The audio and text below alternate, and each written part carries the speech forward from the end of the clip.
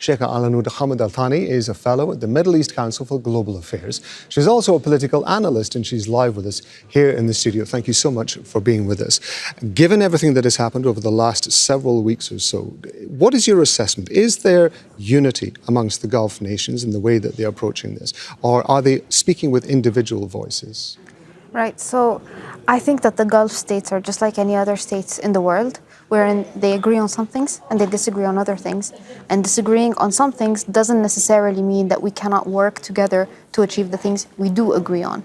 Do we all agree that right now Iran is a massive threat to stability in this region and beyond? 100%. Do we 100% necessarily agree on what's the right way to deal with that? Not necessarily, but surely we all agree that there must be some kind of action taken to protect ourselves from this threat. In terms of that, what is, again, your assessment of the kind of cooperation that might be between the Gulf nations? Because, like, as you were mentioning, like any other individual states, they have their own points of view, they have their own issues that they want to put forward, which don't necessarily coincide with the issues that might be held by other states. Broadly speaking, do you think that the Gulf nations are talking to each other about how best to move forward with this? I think 100%. I mean, even disagreements all considered, I think they're more aligned in their policies than, say, for example, the European Union at the moment, than NATO at the moment, than most, logistical agreements happening around the world. However, exactly how to deal with it, I think each country has to consider the interests of its own people before anything else. I want to talk to you about the military response, or the non-military response, really, that we saw from predominantly from the Gulf nations. Now, if I understand it correctly, there are 6 members of the Gulf Cooperation Council. They have a unified military command, as it's known, or at least a framework for that, and also a peninsula shield force, which is supposed to be responsible for the joint military and intelligence gathering across the Gulf. In terms of the experience that the Gulf nations have had over the last several weeks, particularly responding to the attacks from Iran, what lessons do you think the Gulf nations are going to learn going forward?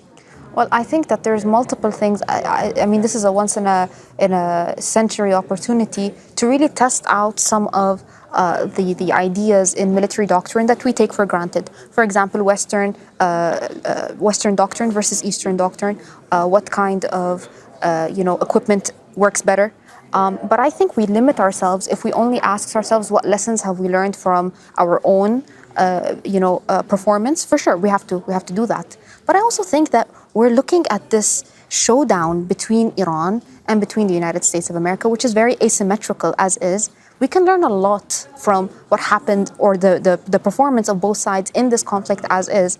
And I think that in terms of the Iranian response, there's a lot we can see from what they did right, what they did wrong, and we can learn that at little to no cost to ourselves. Do you think that, given the nature of the relations that have existed between certain Gulf nations, Qatar being one of them, and Iran, it has a stronger relationship with Iran than, say, Saudi Arabia does? Although, broadly speaking, there was a move towards some sort of rapprochement between the two sides of the Gulf. Do you think that there is a possibility that at some point that kind of level of interaction is going to be there again, that the Gulf nations will reach a point where they will trust Iran enough to be able to have that kind of interaction?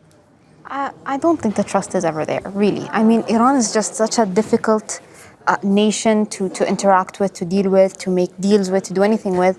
First of all, because it's extremely fragmented on the inside. So you might make a deal today and tomorrow you don't see it being honored. But more than that, it's just extremely unpredictable, and it survives and lives via the goodwill of its neighbors. I mean, in 2024, we see them bombing Pakistan, who's now mediating for them.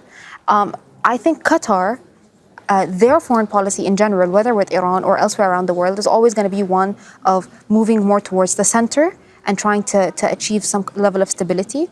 But that doesn't make Iran a trustworthy partner. It just makes the Qatari foreign policy a very positive one. It's really interesting to get your thoughts on this. Sheikha Alanoud Thani, we appreciate it, man. Thank you very much indeed. Thank you for having me.